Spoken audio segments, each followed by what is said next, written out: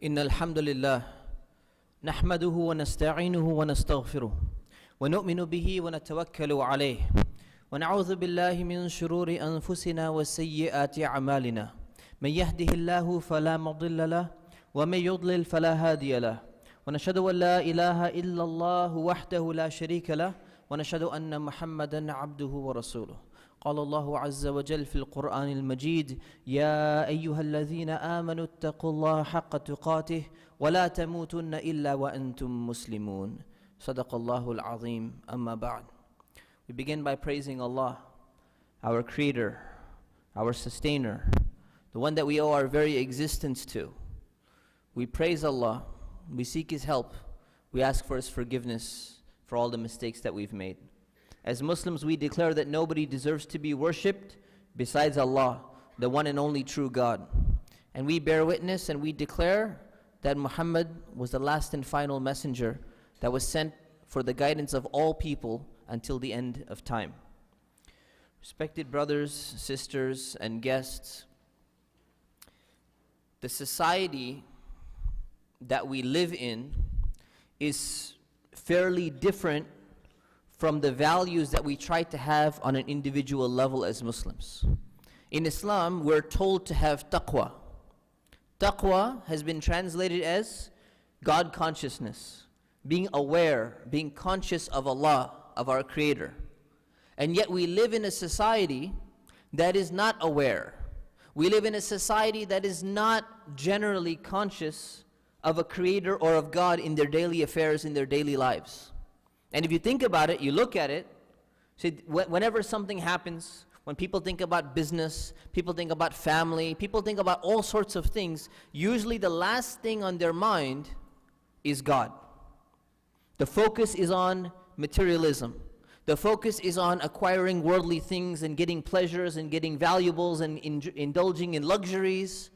And that's the society that we happen to live in. And there's many societies like that in the world. And what we need to understand as Muslims, on an individual level, the society that we exist in affects us. And we need to understand how it affects us.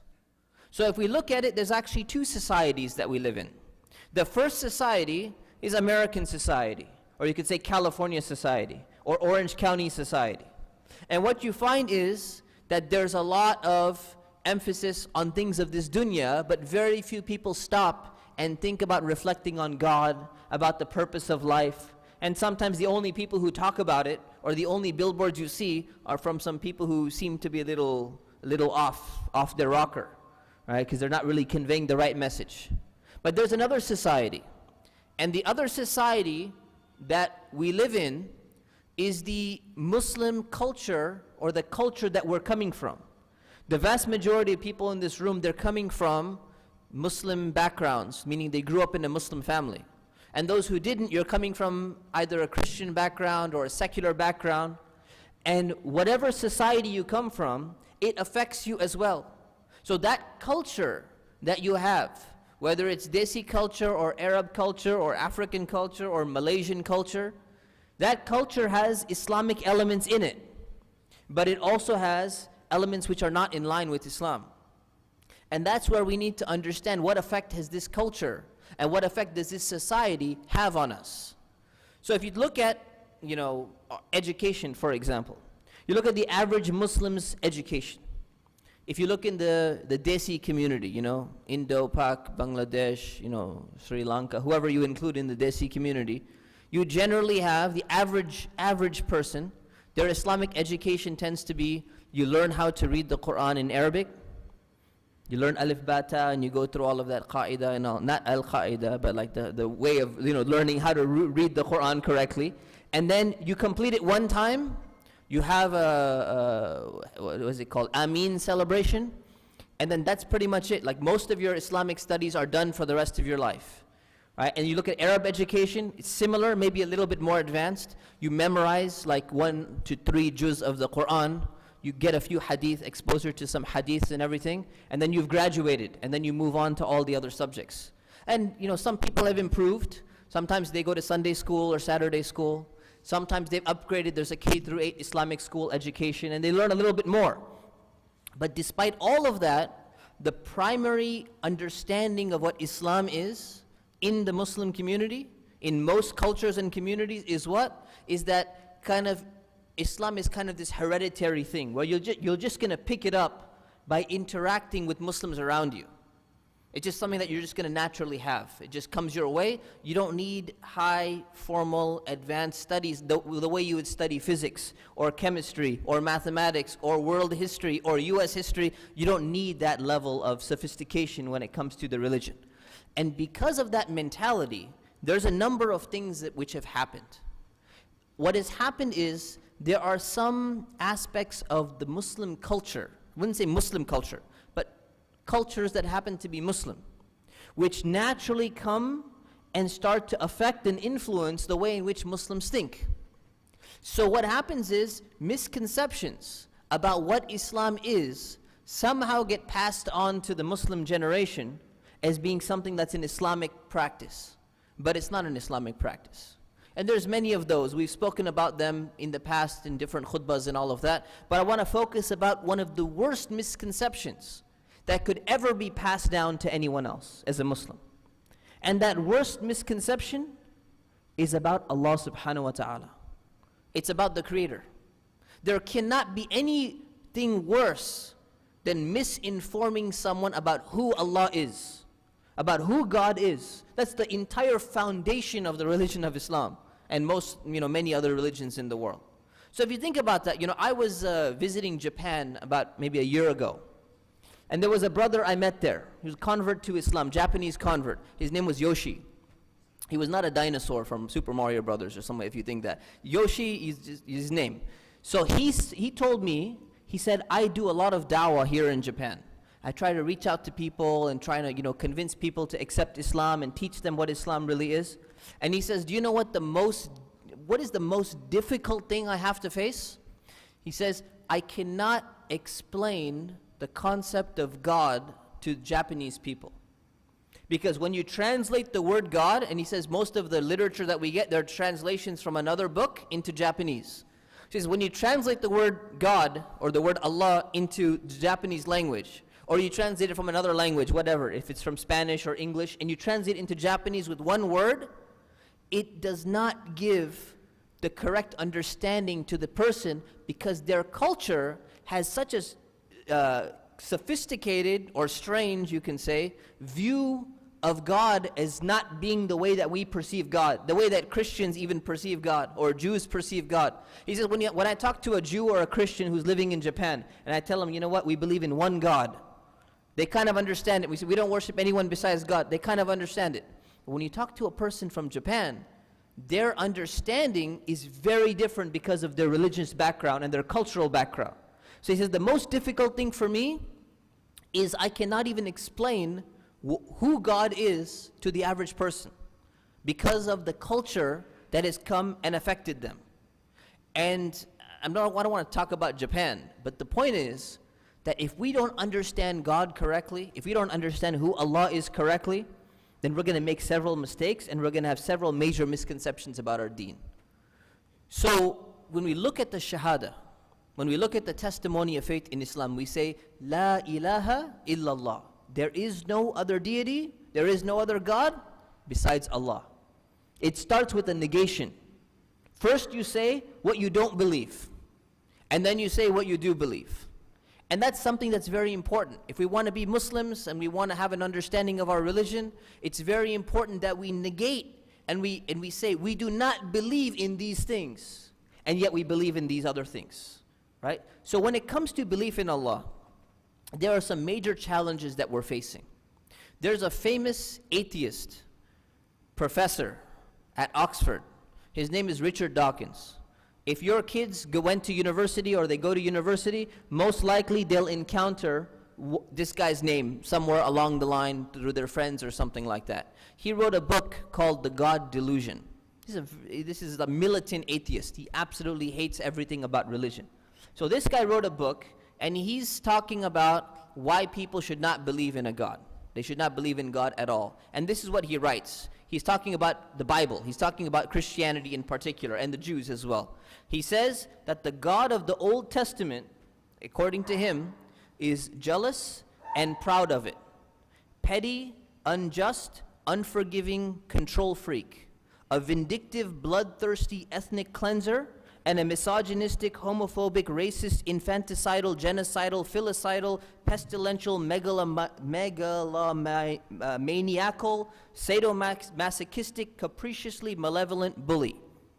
That's his understanding of what Christianity and Judaism teaches about God.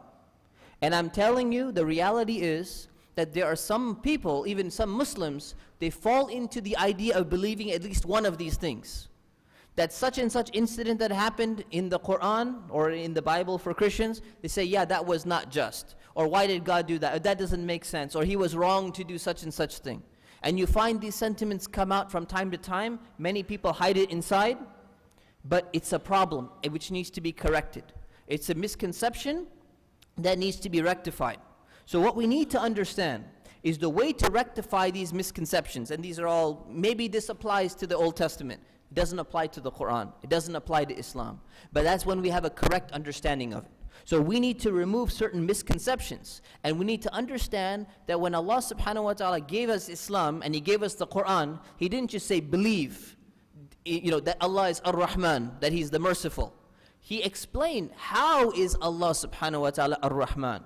He talked about the things in the world that Allah subhanahu wa ta'ala is doing, which shows you that He is the most merciful and He is the most compassionate. And it gives you evidence and it gives you reasoning and it convinces you why you should believe something like this. Even if we don't teach it this way, this is the way that Allah subhanahu wa ta'ala has given us the Quran, and this is the way we've been taught. So I want to address in the brief time that we have 3 major misconceptions about Allah that I have seen in the community. I've been through myself, when I was younger, and I've seen people, it manifests on their tongue. It comes out from their heart into their words, and they have a major misconception, different misconceptions about Allah. So first of all, misconception number 1 is that Allah subhanahu wa ta'ala has created this world just kind of like randomly, without any purpose. There's no plan, there's no design, it's just kind of all over the place, and it's just chaos.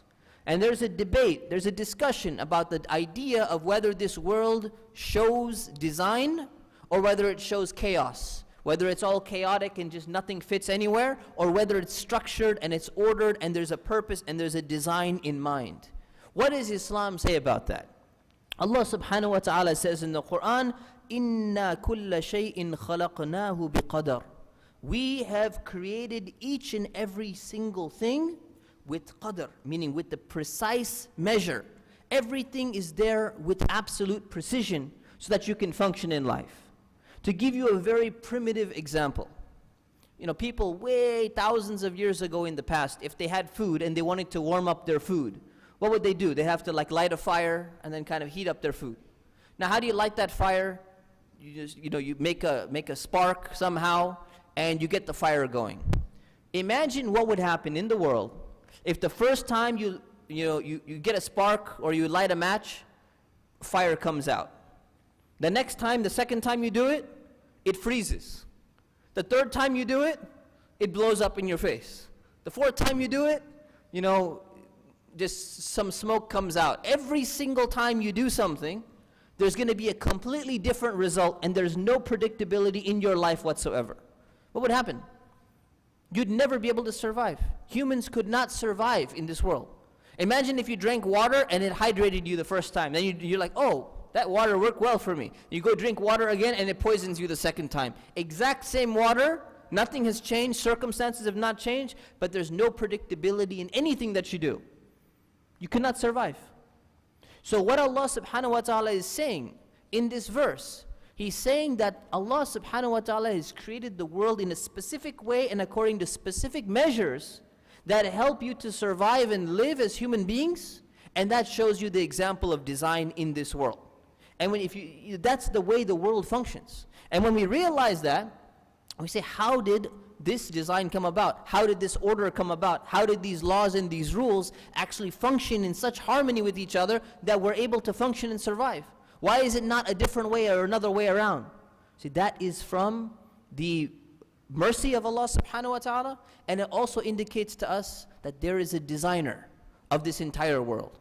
So the first misconception that people have is this idea that there's no purpose in the world, or that everything is chaotic. And when you start to believe that, it's hard for you to understand, well, why should you believe that there's a creator of this world if everything is just chaotic and unordered and out of place and all of that?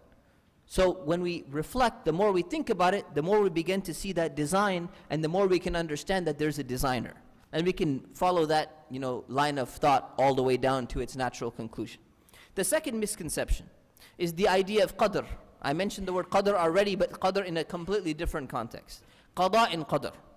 This idea of predestination, sometimes it's translated as predestination, or sometimes it's translated as the will of Allah subhanahu wa ta'ala. And what happens is when people find out about this, everything is written. Everything has already been written. So what happens is people start getting confused, and they go, yeah, if everything is already written, then what's the point of doing anything?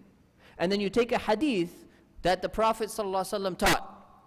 Here's an example which is supposed to teach you that Allah subhanahu wa ta'ala is in control of everything, and you should not get overly stressed out about things. So he said, in an authentic hadith, the Prophet ﷺ said, know that even if everyone in the world were to gather together to benefit you in some way, they would not be able to benefit you, except what Allah subhanahu wa ta'ala has already decreed for you. And if they were to gather together to harm you in some way, they would not be able to harm you in any way unless Allah subhanahu wa ta'ala had already decreed that against you. So what you're supposed to learn from this hadith is that you should not start getting, stressed out and saying, there's a group coming and they're oppressing me and there's nothing I can do about it and I'm being wronged. You have to realize that this is from the decree of Allah, meaning Allah is testing you because of this. That's hadith number one. Hadith number two, the Prophet, peace be upon him, said, if something happened to you, something bad happened to you, you should not say, if I didn't do that thing, then this wouldn't have happened. But instead, you should say, Qadrullahi wa ma sha'a fa'al, which means this is by the will of Allah, and Allah did whatever He wanted. So what are you taught to do? You're taught to not complain. You're taught to not look at the past, things that have happened to you. You got divorced, okay. You failed in school, okay. You lost your job, okay. Something happened, some family members of your died, okay. You don't look back and start regretting. But it does not mean that you don't look back and justify your actions. So you look back and you were drinking and you were partying and everything, you look back and you go, that was all from the decree of Allah. Allah wrote that for me and I really enjoyed it. I hope He writes it for me again, because everything is from Allah and I take no personal responsibility for what has happened in my past. That's not what this hadith is saying. That's a misconception about Allah subhanahu wa ta'ala. And we find a great example in the statement of Umar ibn al-Khattab, that even some of the companions, sometimes they had a misunderstanding, or they would just say a statement which was exaggerated, and it was a misunderstanding of what Allah subhanahu wa ta'ala was trying to say. So there was an incident when Umar ibn al-Khattab was the Khalifa. He was the Caliph, the leader of the Muslims. And what happened was, there was Muslims in the area of Sham, greater Syria, Syria, Palestine, Jordan, Lebanon. And what happened was there was a plague, and the plague hit that area and that region of Syria. So what happened was Umar ibn al-Khattab was on his way to that region to go meet with some of the Muslims. And while he was there, someone told him, says, "Oh Amir al-Mu'mineen, commander of the believers, don't go into that land because there's the plague. Plague is like worse than cancer. It's just spreading, it's contagious. He says, don't go into that land because it's been hit by the plague." So when he went there, he changed his mind. He said, okay, you know what? Let's turn around and go back to Medina. So somebody got upset. One of the companions, they said, how can you do this? So are you running away from the decree of Allah subhanahu wa ta'ala? He told Umar ibn al-Khattab, are you running away from the qadr of Allah subhanahu wa ta'ala? And what did Umar ibn al-Khattab respond? He says, yes, I am running away from the qadr of Allah to the qadr of Allah. What does he mean by that? He explained his statement. He said, if you had some camels, they used to use camels at that time. If you had some camels, and they went into a land, and in that land there was two sides. One of the sides was very fertile, it had a lot of food for the animal to eat. And the other side is barren, no plants, nothing growing, right? And you go and you choose to put your animals on the area which has a lot of food for them, and they start eating. He said, don't you do that by the qadr of Allah? They said, yeah. And he said, and if you chose to go and put them in the land that has no food, wouldn't you be doing that by the qadr of Allah? And he said, yeah. And he says, then that's exactly what I'm doing. When Allah subhanahu wa ta'ala has given me a choice, and I have an option to do something, whether I'm going to go into a city which is afflicted by the plague, or I'm going to go back and not enter that city, I'm making the decision that I'm not going to go in there, and this is by the qadr of Allah. The qadr of Allah does not determine your future outcome. It does not affect your decision. If someone is going to go in there and say, well, I'm just going to go in there because I'm only going to get sick if it's by the qadr of Allah. So let's go into the place where there is a plague. Let's walk into the war zone, and I'm only going to get killed if Allah subhanahu wa ta'ala wills. This is not what Islam teaches. This is a misconception about Allah, and this is a misconception about the qadr of Allah subhanahu wa ta'ala. And Umar ibn al-Khattab was one of those people who clarified that thing for us. And he made it crystal clear that your decision in life is not going to be based upon some type of excuse being made that this is happening by the qadr of Allah. The only time you invoke the qadr of Allah subhanahu wa ta'ala is when you're about to start regretting over what has happened, and you've already learned your lesson and everything, and you look back and you say, you know what? Whatever happened already, I made some mistakes in the past. This was from the test and the qadr. This is from the decree of Allah subhanahu wa ta'ala. He set that test up for me. I failed that test. I take responsibility for that. But I'm not going to sit there and regret and say, if only something had been different. If only I grew up in a different family. If only, I grew up in a Muslim family. If only I had better friends when I was young. If only I had been a 4.0 student, I wouldn't be in this job that I'm in. You do not say things like that. That is when you think about the qadr of Allah subhanahu wa ta'ala. But you don't think about it when you're going to be making decisions about your future life. We're out of time, so we're going to skip the third point. We ask Allah subhanahu wa ta'ala to rectify our understanding about who He is. We ask Allah subhanahu wa ta'ala to remove the misconceptions from our hearts and minds. Ameen. Astaghfirullah li wa lakum wa li sa'ilil muslimin fastaghfiruhu innahu huwal ghafurur rahim.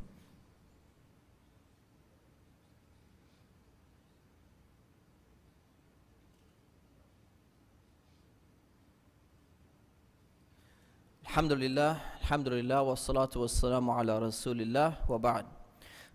So today we talked about how there are certain misconceptions about Islam amongst Muslims that either we pick up around us, or we inherit from the cultures we come from, or we acquire from the society, mostly godless society, in which we live in. Even if people believe in God, they don't really have God or Allah in their lives. They're thinking about it.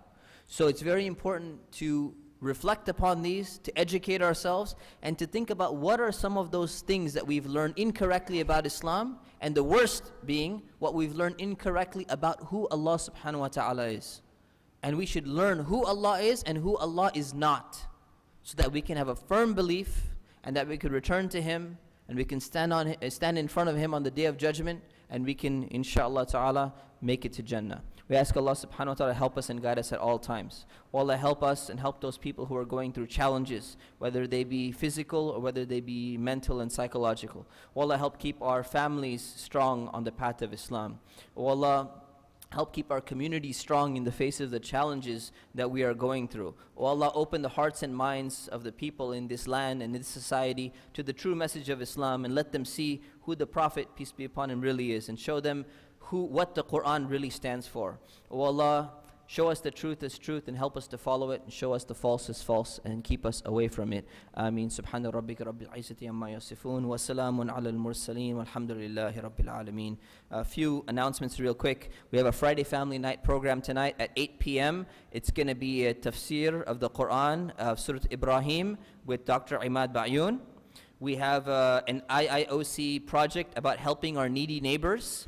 There's some boxes in the lobby. You can come and drop some items for those people who are in need. There's a very nice rule written down here. It says basically whatever you're going to donate, if you would not wear it yourself, then don't donate it, basically. So the condition you're going to be giving it in, make sure you wash it before you donate it. And if you wouldn't even consider wearing it at all, it's probably better you don't donate that thing.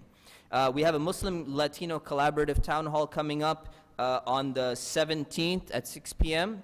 And also, people have been asking about Hajj. IIOC will be having a Hajj group, inshallah. It's going to be partnered with Dar es Salaam Travels. So for Hajj, if you want more information, come and see Sister Iman in the back office, and we'll be releasing more information about that, inshallah. Wa aqimus salah.